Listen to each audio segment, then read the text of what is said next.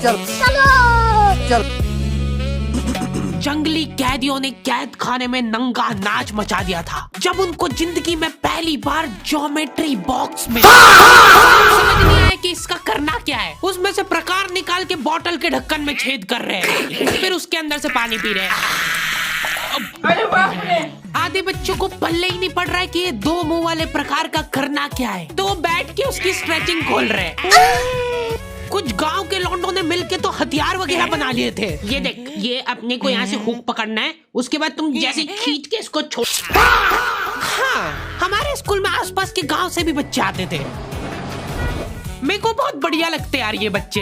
इनको तुम इनके बैग से ही पहचान सकते हो कि ये तो गांव से, क्योंकि इनके बैग की सबसे आगे वाली जेब में से हमेशा तेल टपकता रहता है। ये लोग लंच के नाम पे एक अचार की चीज और 3 पराठे भर के लाते थे स्टील के डब्बे में, जो रोज हीट कर रहा है। और ये लोग रोज अचार कैसे खा ले रहे हैं।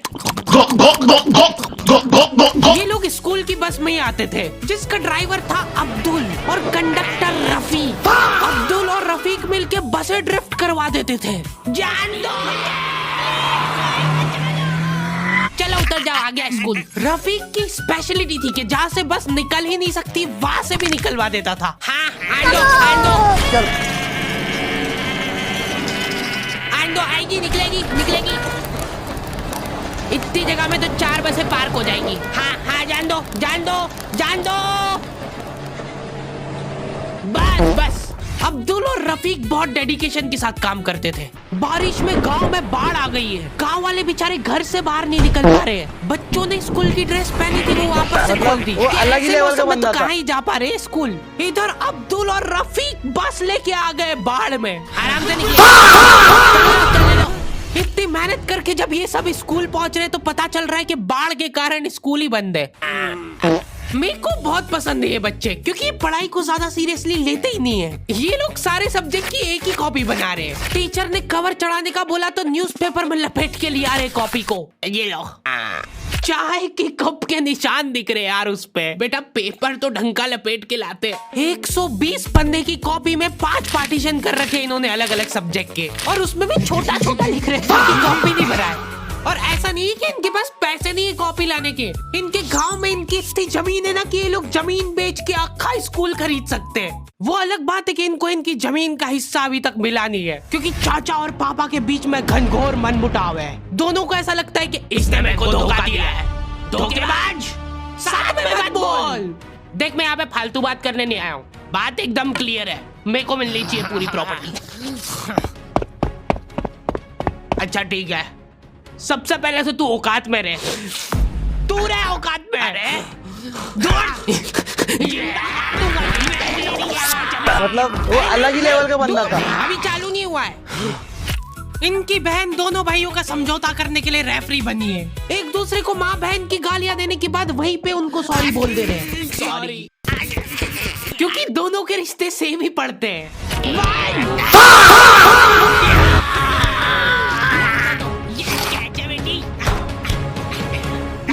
जीत गया। ये देख कोर्ट कचहरी में मिलेंगे अब। तो अभी तक वो केस चल रहा है और वो चलता ही रहेगा जब तक पापा या चाचा में से कोई मर नहीं जाता। हमारी क्लास के बच्चे बहुत बतोकड़े थे, इनके मुंह का थूक खत्म हो जाता था बोल बोल के। अरे देखो, मैंने व्हाट्सएप स्टेटस डाला था उसका हाथ पकड़ के। अब उसको ऐसा लगा कि मेरा स्टेटस सबको दिखता है, पर मैंने सेटिंग्स में जाके स्टेटस सिर्फ उसको विजिबल कर रखा था। लॉन्डो से कुछ भी शेयर करना बहुत रिस्की काम होता है। मेरे को तो अच्छी लगती है यार कंचन। तुमने सिर्फ बोला है कि ये अच्छी लगती है, इधर लॉन्डो ने अफवाह फैलानी चालू कर दी। सर, उसको आंख उठा के मत देखना, भाई की बंदी है। जब भी वो पास से निकल रही है मतलब वो अलग ही लेवल का बंदा था। मत करो यार ये हरकत। वो इंटरेस्टेड होगी भी तो भाग जाएगी तुम्हारी हरकतों की वजह से। इतनी ज्यादा बकलोली सहन करने के बाद हमारे क्लास टीचर ने सोचा कि इनका सेटिंग अरेंजमेंट चेंज कर देते हैं। एक लड़का और एक लड़की बैठाएंगे, फिर देखते कैसे बात करते हैं ये। मेरे दोस्तों के पास जो लड़कियां बैठी वो बीच में बैग रख ले रही है ताकि गलती से भी ये दरिंदा उससे टच नहीं हो जाए। इनका तो फिर भी ठीक था, मेरी किस्मत तो बिल्कुल ही घटिया थी। जब तक मेरा नंबर आया लड़कियां ही खत्म हो गई हमारी क्लास की। अच्छा ठीक है, तुम अकेले बैठ जाओ। तो अब सभी बच्चों को फर्स्ट पीरियड तो मजबूरन ऐसे ही बैठना पड़ता था। लेकिन जैसे ही सेकंड पीरियड लगता था, इस टीचर की क्लास के बाहर जाने में और अगले टीचर की क्लास में आने में 30 सेकंड मिलते थे हमको। उस 30 सेकंड में सब लोग अपने अपने झोले उठा के दौड़ रहे इधर उधर। जैसे ही अगला टीचर क्लास में आया, बेटा तुम सब हाफ क्यों रहे हो? तो सेकंड पीरियड में सब अपने दोस्तों के पास पहुंच जाते थे। लेकिन लड़कियों को उतनी भी सब्र नहीं है, उनको फर्स्ट पीरियड में भी बात करना है। व्हाट्सएप स्टेटस जो था वो सिर्फ उसको दिखा।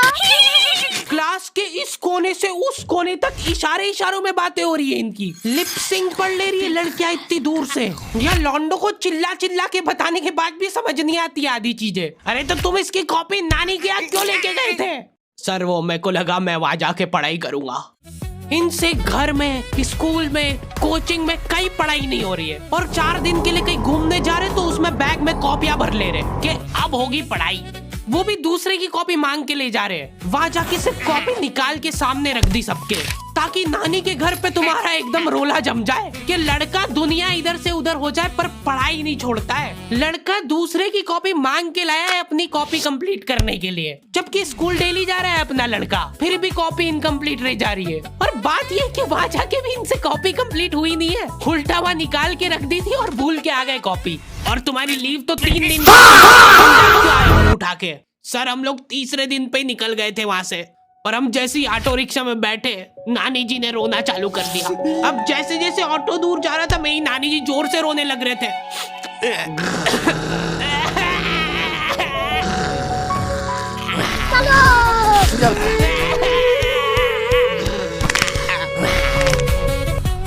एक पूरा दिन तो फिर अगले दिन मम्मी ने उतर के नानी जी को समझाया, रो मत मम्मी, ऐसे रो मत, मत रो।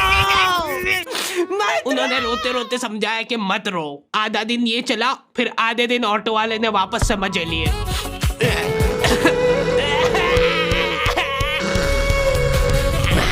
हाँ, बहुत हरामखोर टाइप बच्चे आते थे हमारे स्कूल में। हमारी क्लास के कुछ बच्चों को जने क्या चुल मची कि स्कूल में फोन ले जाते हैं और वॉशरूम में जाके वो फोन में गाने चला के झुंड बना के नाच रहे हैं। मतलब वो अलग ही लेवल का बंदा था।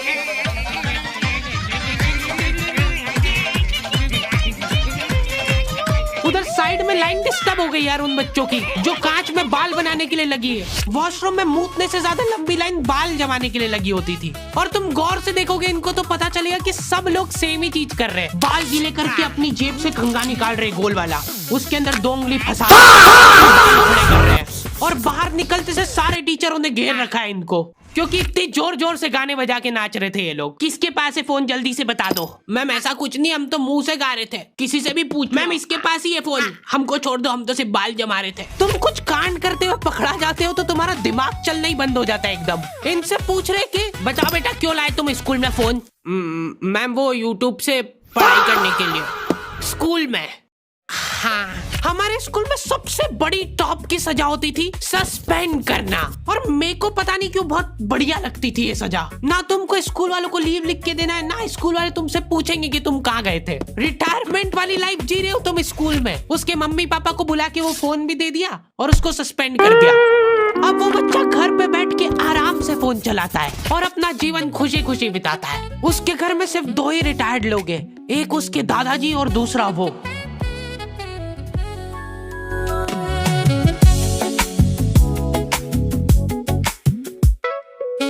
मतलब वो अलग ही लेवल का बंदा था। मतलब वो अलग ही लेवल का बंदा था। तुम लोगों को ये वीडियो पसंद आई होगी, और अगर नहीं आई है तो क्यों देखी? हरी भाई कम से कम 1 घंटे की वीडियो बनाता हूँ। वीडियो कब चालू होती कब खत्म होती पता ही नहीं लगता है। बात ठीक है, पर ये एनिमेशन बनवाते बनवाते मेरी जेब भी कब खाली हो जाती है वो पता नहीं लगता है मेरे को। इसीलिए ये वाली वीडियो के लिए हम लोग एम रख रहे हैं सिर्फ 15,000 कमेंट का। जो भी वीडियो डालने के 1 घंटे के अंदर कमेंट करेगा उन सबको मैं पर्सनली रिप्लाई करूंगा बैठ के। बस सब हो गया है, वीडियो वगैरह सब बन गई है, मैं बैठ के यही काम करूंगा। और अगर तुम लोग ये कंप्लीट नहीं कर पाए तो मैं समझ जाऊंगा कि तुम में वो पहले वाली बात नहीं रही। मिलते हैं नेक्स्ट वीडियो में।